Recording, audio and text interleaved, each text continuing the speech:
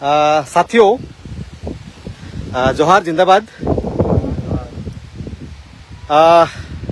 હું આવ્યો છું આજે અહીંયા આપણું દાદરા નગર હવેલી ખાનવેલ જિલ્લા અને આંબોલી પંચાયત અને આ વેલુગામ વિસ્તારમાં, જેમાં આપ સૌ જોઈ રહ્યા છો અહીંયા સેંકડોની તાદાદમાં અહીંયા બહેનો, આ જુવાનિયાઓ છે, ગામના વડીલો છે બધા।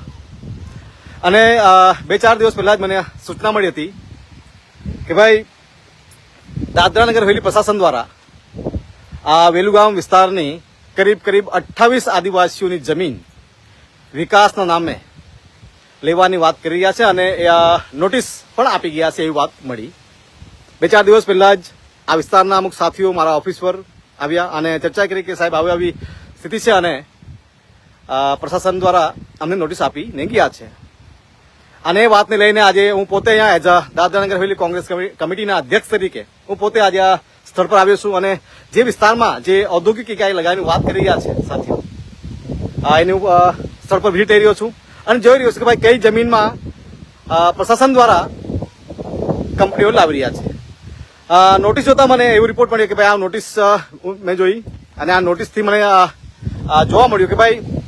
દાદરા નગર હવેલી પ્રશાસન તરફથી આ જમીન એક્વાયર કરવાની પ્રોસેસની વાત કરી રહ્યા છે અને એક્વાયર કર્યા બાદ એ જમીન ઓઆઈડીસીને આપશે અને ઓઆઈડીસી આ જમીન ઔદ્યોગિક ઇકાઈઓને વેચશે। ઓઆઈડીસી માટે તમને કહી દઉં કે ઓઆઈડીસી એટલે દિલ્હીથી આવડા અધિકારીઓની એક નાજાયજ કંપની, જે ઓઆઈડીસીના માધ્યમથી જે દિલ્હીથી આવડા અધિકારીઓ તમામ જે અય્યાસી કરવાની વાત આવે તો આ ઓઆઈડીસી વિભાગના માધ્યમથી કરવામાં આવે છે। જેમાં હાલમાં તમે જોઈ રહ્યા છે કે ઓઆઈડીસી વિભાગ એટલે ઓઆઈડીસીના માધ્યમથી આજે ઘણા સમયથી અવૈધ દારૂ અવૈધ તરીકે સપ્લાય કરી રહ્યા છે દુનિયાભરના ઓઆઈડીસી વિભાગ દ્વારા। આ માટે ઓઆઈડીસી એટલે કે એક વિકાસ કરવા માટે અધિકારીઓ દ્વારા નાજાયજ તરીકાથી એક કોર્પોરેશન ઉભું કરવામાં આવેલું અને જેના માધ્યમથી કરોડો રૂપિયાનું ભ્રષ્ટાચાર કરે છે આ લોકો। હવે વાત એ આવે કે ભાઈ દાદરા નગર હવેલીમાં પ્રશાસન દ્વારા as per the land acquisition એક્ટના માધ્યમથી આ જમીન આદિવાસીઓ પરથી લેવાના અને આદિવાસીઓ પરથી જમીન લઈને આ લોકો ઓઆઈડીસીને આપવાના, એટલે ઓઆઈડીસી અને અધિકારીઓ મળીને ઓઆઈડીસીના માધ્યમથી અધિકારીઓ દલાલી કરશે। એટલે આદિવાસીઓના જે જમીન છે એ કોળીઓના નામમાં એક્વાયર કરવાના નામ પર ધાક ધમકીથી ગુંડાગીરી કરીને પ્રશાસનિક અધિકારીઓ લેવાની વાત કરશે અને આદિવાસીઓથી જમીન આ લઈને આ જમીન ઓઆઈડીસી થી આપશે અને ઓઆઈડીસી ધંધો કરશે। ઓઆઈડીસી કરશે કે ભાઈ સ્ક્વેર ફીટના ફલાણામાં તમને અગર ઔદ્યોગિક ઇકાઈઓને અગર જમીન જોતી હોય તો સ્ક્વેર ફીટની હિસાબથી આટલા પૈસા આપવા પડશે અને કાયદાકીય તો લેશે જ,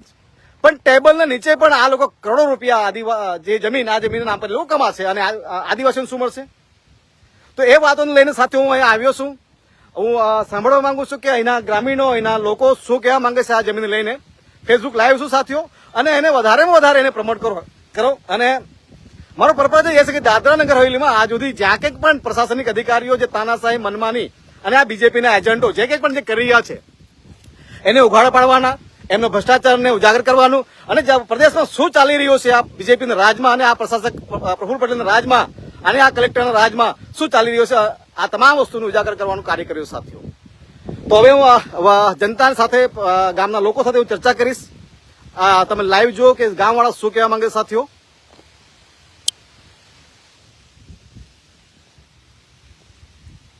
જેમ મેં आखिर तुम नहीं भाई ये जमीन नहीं कौन है? जमीन तुम्ही ओपो जायचा आम्ही जमीन ओपून आम्ही जाऊन चेक कर जमीन ओपो जायचा काय हाथ उभे करा।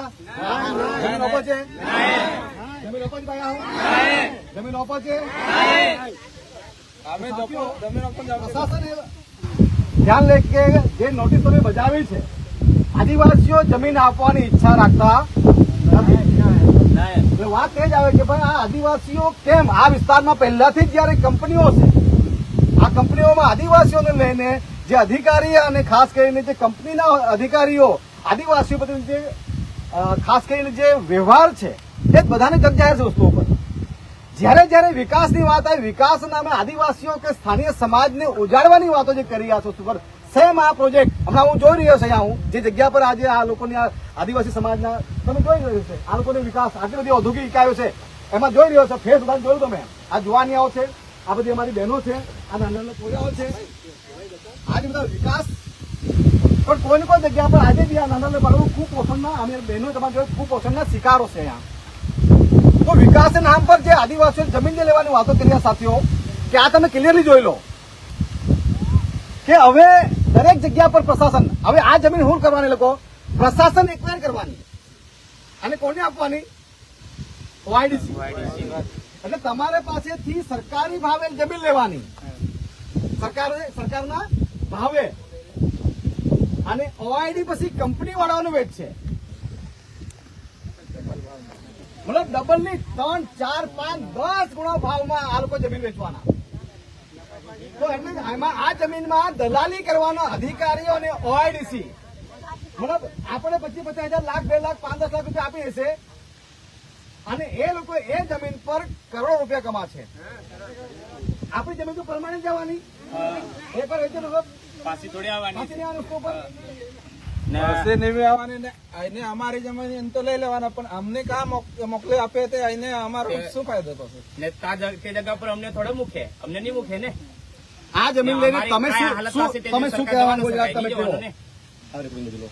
આ જમીન લઈને તમે શું કહેવા માંગતા છો બધા ગામવાળાઓ જવાના બી ને અમે બીજી જગ્યા તો ક્યાં જવા લોકો તો પાસે જગ્યા જ નહીં મળે તો સરકાર ને આપે તો પછી બીજે લોકો થોડા આપવાના સરકાર પાસે જાગા નહીં મળે તો સરકાર કાતે આપવાના છે અમે શું કરવા આપવાના ને અમે આપીને કઈ કા જવાના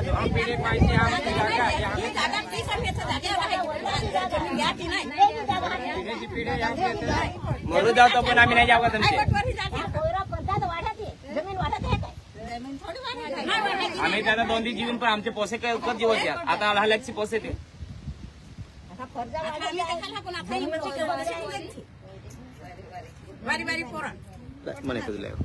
તો સાથીઓ આ તમે જોઈ રહ્યા છો કે આ જે પીડિત પરિવાર છે જે 28 પરિવારો છે જેમની જમીન જવાની છે અને આ જે નોટિસ પાઠવી છે અને અધિકારીઓ આટા મારી રહ્યા છે હમણાં તો ત્યાં એના પહેલા પણ આપણે જોયું છે કે ખાનવેલમાં શું ઘટના બની જ્યારે આદિવાસીઓની જમીન લેવાની વાત આવે તો પ્રશાસન તમામ તામઝામ તમામ તાનાશાહી મનમાની કરીને ગુંડાગીરી કરીને પોલીસ ફોર્સના માધ્યમથી અધિકારીઓ આવીને ધાક ધમકીથી જમીન લેવાની વાતો કરે છે આ પ્રોજેક્ટને લઈને જ્યારે આદિવાસીઓ જમીન આપવા જ નથી માંગતા તો પહેલા જમીનમાં જે વિસ્તારમાં પ્રોજેક્ટ લાવી રહ્યા છે તો એ પહેલા ગ્રામ વિસ્તારમાં તમે પંચાયત વિસ્તારમાં ગ્રામ સભાનું આયોજન કરો પહેલા સુનવાઈ કરો ચર્ચા કરો કે આ આદિવાસીઓ જમીન આપવા માંગતા છે કે નહીં આપવા માંગતા છે એના પહેલા જ તમે નોટિસ કાઢીને તમે આ શરૂ કરી દઈ તો આજે વર્તમાન સમયમાં જે પ્રશાસનના ધંધા ચાલી રહ્યા છે આ ધંધા પ્રશાસન બંધ કરે અને કોઈ એ જગ્યા પર એવું લાગી રહ્યું છે મને કે દાદરા નગર હવેલીમાં કાનૂન અને વ્યવસ્થા બગાડવાનું કામ પ્રશાસનિક વહીવટી તંત્ર કરી રહ્યો છે કે આ આદિવાસી વિસ્તાર છે અમારો આદિવાસી સમાજ છે કાયદા કાનૂનની એમને બહુ જાણકારી નથી આ વિસ્તારમાં જે જાગૃત લોકો છે ચૂંટાયેલા બોડી છે એમની પંચાયત સભા ગ્રામ સભાનું આયોજન કરો લોકોને બોલાવો કરો એની સુનાવણી કરો ત્યારબાદ નક્કી કરો વસ્તુ પર અને હું તો આજે હું સ્પષ્ટ કહી દઉં કે આ સુધી પ્રશાસનના અધિકારીઓ જે કંઈક પણ તાનાશાહી મનમાની કરીને આદિવાસીઓ જમીન લેવાની જે વાતો કરી છે હવે અમે ચલાવી નહીં લઈશું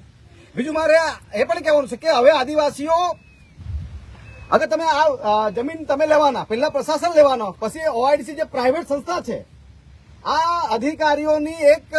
કહેવાય ને કે એક વહીવટતંત્ર છે અને વહીવટતંત્રએ શું કર્યું કે પોતાના અવૈધ ધંધા કરવા માટે પોતાની અય્યાસી કરવા માટે આ દિલ્હીથી આવડા અધિકારીઓએ એક વિભાગ બનાવ્યો જેનું નામ રાખવામાં આવ્યું ઓઆઈડીસી અને ઓઆઈડીસી માધ્યમથી જે અમુક બસો ચાલે જે દારૂ સપ્લાય કરે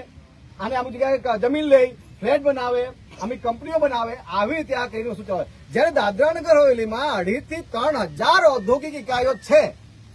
તો નવી ઔદ્યોગિક ઇકાઈની જરૂર શું જે ઓલરેડી સ્ટેબલ કંપનીઓ છે એ કંપનીઓને તમે પ્રોત્સાહન આપો અને એ લોકો કોઈ સ્કીમ લાવો કે એ લોકો કંપની સ્ટેબલ રહે કે હમણાં તો કેટલી બધી કંપનીઓ ગુજરાત અને મહારાષ્ટ્રમાં જઈ રહી છે જે ઓલરેડી પહેલાથી કંપની છે એ કંપનીઓ તમને સાચવાતી નથી અને બીજી નવી કંપનીઓ આવીને આદિવાસીઓ જમીન છીનવીને તમે નવી ઔદ્યોગિક ઇકાઈઓ લાવીને આદિવાસીઓને બેઘર કરવાના આ સમાજ આ પરિવાર ક્યાં જશે તમે તો કંપની બનાવી લેવાના અને મજા કરશો વસ્તુ પર, પણ અમારા સમાજ જે બાહુલ્ય આદિવાસી વિસ્તાર, તમે આજે તમે જે હાઈવે ગયો, હાઈવે એક્સપ્રેસ ગયો જવાની વાત આવી, બુલેટ ટ્રેન જવાની, દરેક પોઈન્ટ તમે આદિવાસી વિસ્તારમાં જે લઈને જવાના ને જે થોડી ઘણી જમીન બચેલી છે એમાં બી તમને એક્વાયર કરીને તમે કંપનીઓ જે લાવવાનું, તો અમારા આદિવાસી સમાજ ક્યાં જવાનો? તો આજે આ વસ્તુ લઈને પરિવારને મળવા આવ્યા છે સાથીઓ, તો આ વસ્તુ લઈને તમને હું કહી દઉં